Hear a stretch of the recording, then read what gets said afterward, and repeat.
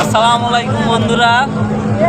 আসলে দেখেন ভিতরে কোনো জায়গা নাই, ভিতরে ওঠার মতো জায়গা নাই। এখানে মইয়ের ব্যবস্থা আছে, ট্রেনের ছাদে সবাই মই দিয়ে উঠতেছে। দেখেন কত পরিমাণ লোক, অনেক পরিমাণ লোক ট্রেনের ছাদে। ট্রেনের ভিতরে তো জায়গা নাই, এখন ট্রেনের ছাদে উঠতেছে সবাই।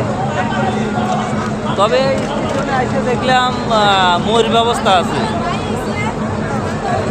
মইয়ের ব্যবস্থা আছে। সবাই মই দিয়া নিয়ে ছাল পালো মই দিয়া ট্রেনে উঠতেছে ছাদে। দেখেন কি অবস্থা।